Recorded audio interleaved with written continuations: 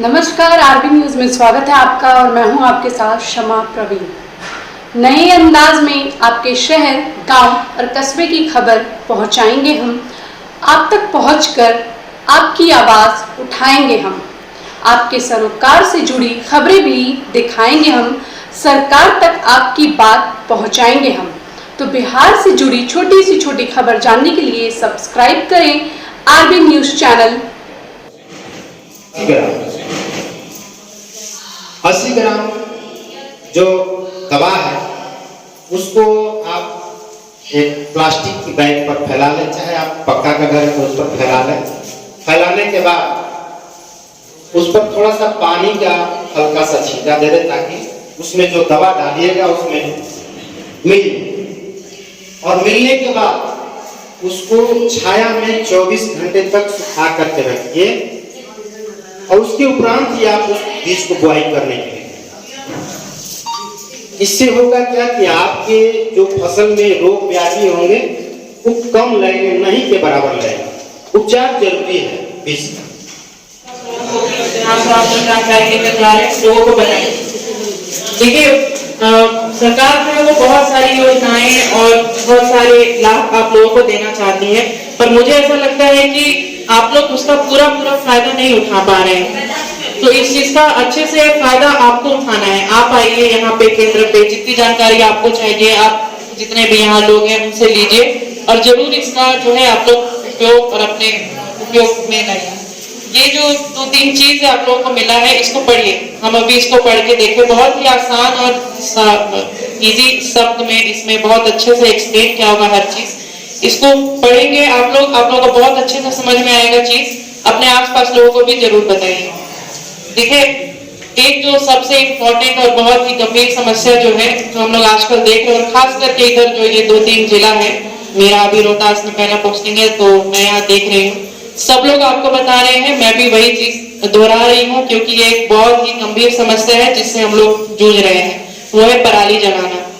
पराली जलाने के बहुत ही नुकसान है, फायदा हमको नहीं लगता है कि सर कुछ है क्या, कोई फायदा नहीं है। आप लोग क्यों जलाते हैं, हम शायद आप लोगों से भी जानना चाहेंगे कि मतलब आखिर ऐसा क्या फायदा है जो आप लोगों को लगता है पराली जलाने से, अगर कोई बताना चाहते हैं तो रहने देते। देखिए उसमें कितना सारा फायदा है, उसको आपके मिट्टी को उपजाऊ कितना ज्यादा उसको उपजाऊ बनाता है, उसमें न्यूट्रिएंट्स डालता है। और ये भी मैडम बता दीजिए कि अगर जलाएंगे तो हम ही आप जाएंगे एफआईआर करेंगे। एफआईआर करेंगे और कुछ लोगों पे हुआ भी है एफआईआर। इस बार किसी को छोड़ा नहीं जाएगा। बिल्कुल। अब सर जैसे कह रहे हैं कि हाईकोर्ट, माननीय हाईकोर्ट का आदेश आ चुका है तो ये कॉन्स्टिट्यूशन का वायलेशन होगा, जो कि बहुत ही गंभीर सजा हमको लगता है का प्रावधान होगा इसके लिए। तो कोई फायदा नहीं है इसको जला के। इनफैक्ट अगर आप इसको रखते हैं अपने खेत में तो बहुत ही फायदा ही है। खाली आपका ये जो आपके खेत का गुणवत्ता को ही कम नहीं करता है, बल्कि हम तो ऐसा भी केस देखे हैं कि आसपास का जो खेत है उसमें भी जो फसल लगा हुआ है उसमें भी आग लग गया तो बहुत सारा फसल बर्बाद हो गया। घर तक भी बहुत लोगों का आग पहुंच जाता है तो घर में भी आग लगने का समस्या हम बहुत देखे हैं। लास्ट ईयर गर्मी के टाइम पे सर फायर डिपार्टमेंट से एक सर आए हुए थे मेरे ऑफिस में, वो 15 या 20 मिनट मेरे ऑफिस में रहे होंगे। उसी बीच में उनको 7 से 8 कॉल आ गया कि सर मेरे घर में आग पहुंच गया, मेरे घर में आग पहुंच गया। तो कितना सीरियस इशू है इसको समझिए आप लोग, और मतलब जितना जल्दी से जल्दी हो सके इसको बंद करिए। बहुत फायदा है, इसको जरूर पढ़िए आप लोग और लोगों को भी बताइए अपने गाँव में। दूसरा एक चीज जो आजकल जो आप लोगों को मतलब अप्लाई करना चाहिए, सडन तो नहीं हो पाएगा लेकिन धीरे धीरे जरूर इसको करिए, वो है व्यावसायिक खेती। जैसे इसमें तो बेबी कॉर्न का दिया हुआ है, इसके अलावा और भी मशरूम का हो गया, और आजकल जो ज्वार बाजरा और इन सब ये जो चीजें हैं इनका भी आप लोग खेती शुरू कर सकते हैं। महत्वपूर्ण है। देखिए अभी आप लोग सभी खेती बाड़ी से जुड़े हुए हैं, महसूस कर रहे होंगे कि धान का कटाई का समय है और हमें रबी फसलों के बुआई का समय है। कई किसान भाइयों को खेत में धान पककर तैयार भी हो गया होगा, लेकिन मिट्टी हमारी गीली है, वैसा स्थिति नहीं है कि हम कटाई कर सकें। और कुछ किसान भाइयों को खेत में अभी आगे चल के पकेगा, कुछ दिन में पक जाएगा, हार्वेस्टिंग का स्थिति आ जाएगा, है ना। और उसके बाद तुरंत हम लोग रबी फसलों की बुआई शुरू करेंगे।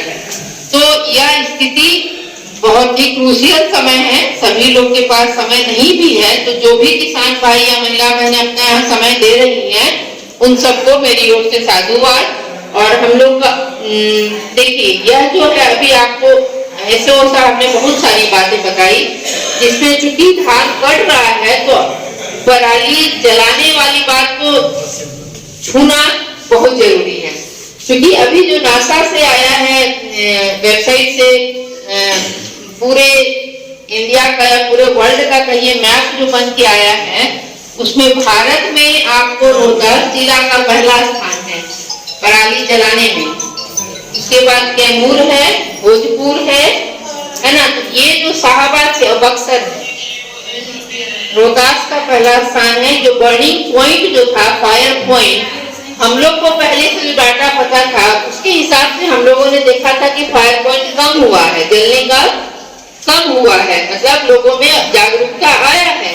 लेकिन अभी हाल में नासा से ही हम लोग को यूनिवर्सिटी से कम्युनिकेट किया गया कि नहीं ऐसी बात नहीं है, पूरा जब देखा जा रहा है तो आपका मैक्सिमम है और फायर पॉइंट बहुत ज्यादा है। तो हर कार्यक्रम में हम लोग का ये उत्तरदायित्व हो जाता है कि किसान भाइयों और महिला बहनों के बीच इस संदेश को पहुंचाना ही है कि आप पराली नहीं जलाएं। बड़ी बात क्या है कि किसानों की भी मजबूरी है कि धान काट लेने के बाद और हमको गेहूं लगाना है तो हमारे पास जो समय बहुत कम बच जा रहा है ना, 10-15 दिन का शॉर्ट विंडो बच जा रहा है। तो करें तो हम क्या करें, हमारे लिए सबसे अच्छा आसान ये उपाय लगता है कि हम जला दें और लगा दें रबी फसल। लेकिन नहीं, यहीं पे आपको थोड़ा सतर्क होना है, क्योंकि बात ये है कि आपको अपने लिए उपजा लेंगे, रबी का उत्पादन कर लेंगे, लेकिन आपकी मिट्टी जो है जिस पर की आपको आगे के जो वंशज होंगे उनको बहुत दिनों तक खेती बाड़ी करना है और इसी से हम पूरे दुनिया को अनाज लेना है सभी लोगों को। तो हमारी मिट्टी का अगर स्वास्थ्य सही नहीं रहेगा और दिनों दिन मिट्टी का जो स्ट्रक्चर है, फिजिकल स्ट्रक्चर में कमी आते जा रहा है, उसमें जो पोषक तत्व की मात्रा है, विशेषकर कार्बनिक पदार्थ की मात्रा, उसमें कमी आते जा रहा है, उसमें जो लाभदायक जीवाणु है वो मरते जा रहे हैं जलाने के कारण। और मिट्टी का जो ऊपरी लेयर है, सबसे ऊपरी परत है, उसमें सबसे ज्यादा उपजाऊ उर्वरा शक्ति वाला आपका पोषक तत्व होता है, वही जल जाता है। दूसरी बात होता क्या है, आप देखते हैं कि जलाने के बाद धुआं जो ऊपर उठता है उससे पूरे वातावरण में बहुत ज्यादा प्रदूषण फैल रहा है। और उसके कारण एक तो आपका गर्मी, आप मौसम में जो जलवायु में परिवर्तन देख रहे हैं उसके कारण हो रहा है, गर्मी बहुत हो रही है, वर्षा जो मानसून अनिश्चित है, और मनुष्यों में, हम लोगों में कई तरह के सांस की बीमारी है ना, अस्थमा हुआ, हमारे फेफड़े की बीमारी, कई तरह की बीमारियां पैदा हो रही है। तो ये सब बड़ा भयावह स्थिति है और आगे ये बढ़ता जा रहा है। उत्तरदायी कौन है? हम सभी किसान भाई जो हम लोग खेती बाड़ी कर रहे हैं, जो हम लोग पराली जला रहे हैं, डायरेक्ट या इनडायरेक्ट है। तो यह गलत काम, और ये एक सामाजिक काम है, इसमें हम लोग ऐसा नहीं कि एक आदमी, सबको मिलकर सोचना है, जागरूकता फैलानी तो करे तो क्या, ये भी बात है।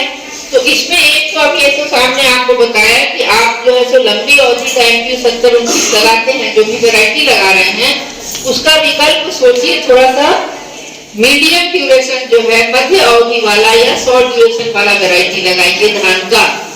उससे ये होगा कि वो समय से पहले आपको काट पाएंगे।